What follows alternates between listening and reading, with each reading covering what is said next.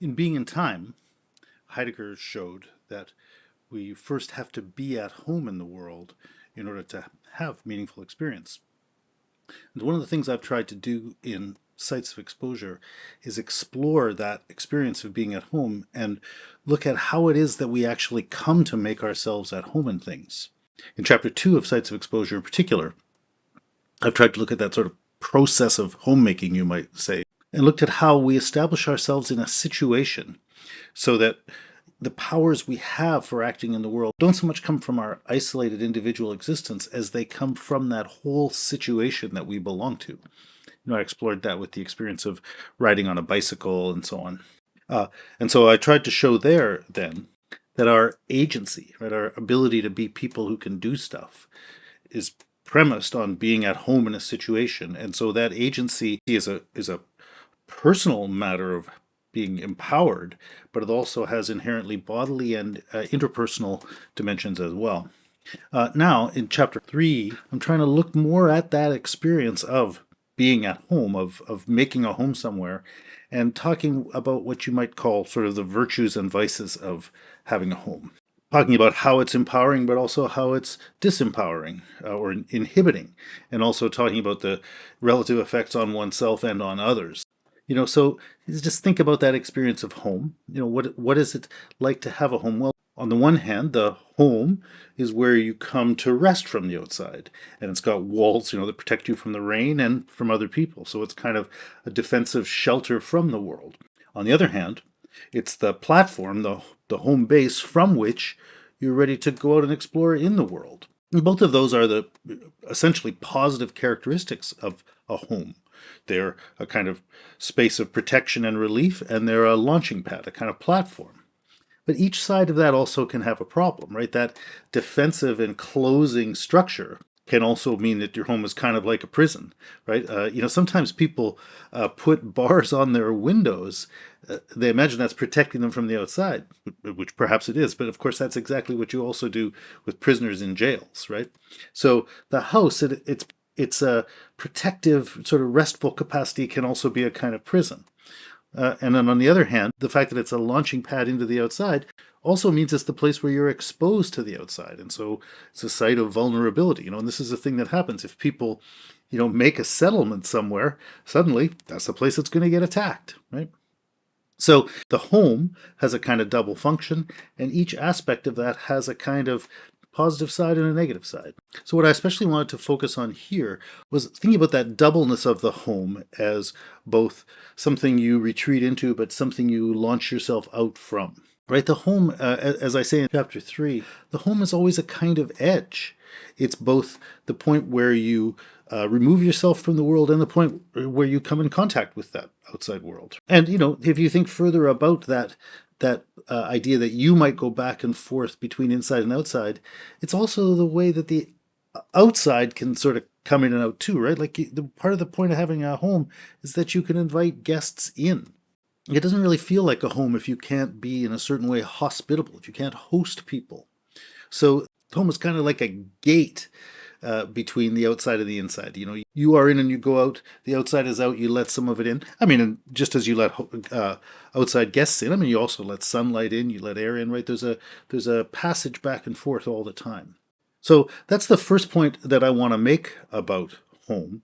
And I want to relate that to the thing that Kirsten Jacobson says in her article, Embodied Domestics, Embodied Politics, and also in an earlier article she has called Agoraphobia and Hypochondria as Disorders of Dwelling. So the point she wants to make there is that this phenomenological approach to understanding agency as rooted in an experience of being at home is really essential to understanding our psychological life and therefore our psychological health or our psychological troubles. And she takes the phenomenon, the experience of agoraphobia, the fear of, literally it means the fear of the marketplace, the agora. But people think of it as sort of fear of open spaces.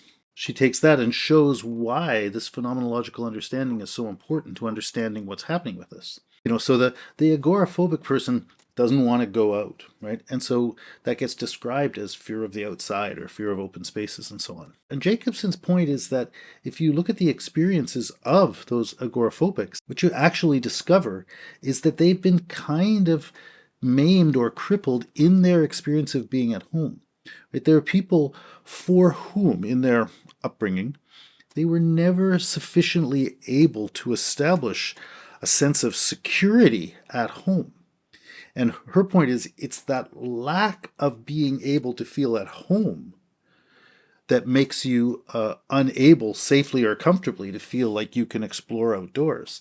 But so it's not really a fear of outdoors as it's portrayed, it's a deficiency with respect to being at home. So her paper, it seems to be, does a really good job of bringing out this idea that we have an existential need to be at home, but also that we have to understand the role of home as this platform, this site for interchange with the outdoors.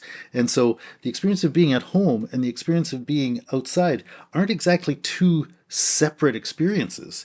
They're two sides of that basic experience of how we've established our basic sense of belonging in the world or belonging in space.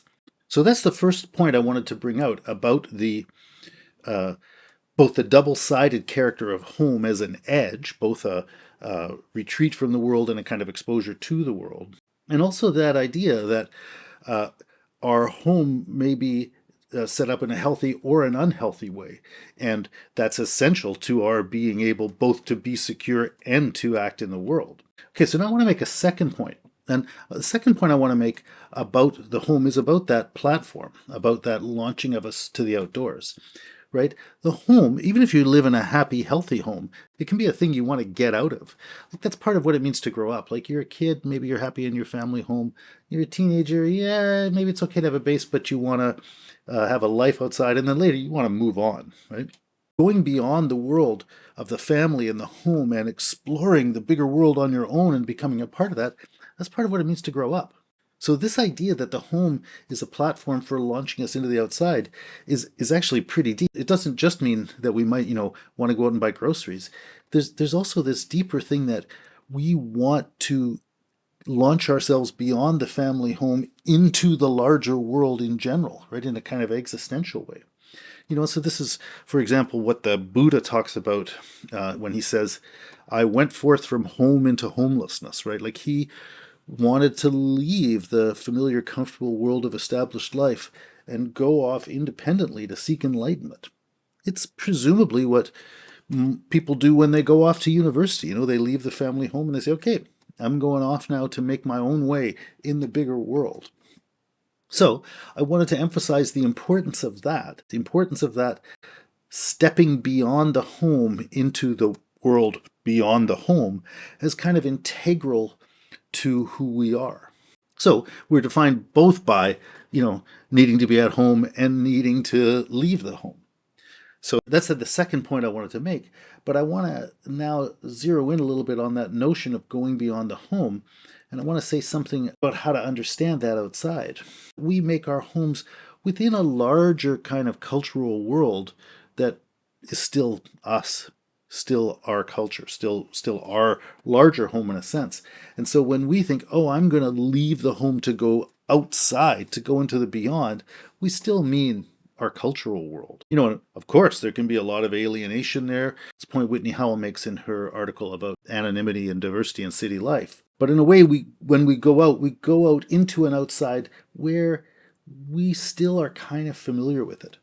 So I wanted to raise now this further point about, yes, the importance of that idea of going outside, but the question, how far outside are you really going when you go outside? I want to think about that difference between the homelessness that is just going into the larger social world outside our family home and the homelessness that would be going beyond our cultural reality altogether. And the point really that I'm after is just this. Whenever we establish a home, we're always doing it in the context of other people. So in our society, we have a way of not having to notice the kind of violent and intrusive character of that because we establish homes in a system where we've all agreed tacitly, implicitly, how we're going to mark out homes and property. So our ways of making a home are premised in our participation in a larger system that's already endorsed all those things and kind of set up the rules for that. But we really have to ask an even deeper question. How can that society that we belong to, how is it making a home? And what kind of impact is that having on other people in the rest of the world? So I was saying before at the very beginning that, when we make a home, that has bodily and interpersonal dimensions and so on. Well, I also want to say that when we make a home, we're always basically staking a claim in the shared public world that is a claim other people could be opposed to, right? We're really claiming something as our own that could just as easily be someone else's own. And so we don't particularly have to notice that when we just accept to live by the already established terms of our culture. But there is a real deep philosophical and political question that's raised for us about our cultural homemaking practices in general. And that's then the larger question that I'm trying to address in Chapter 3 of Sites of Exposure.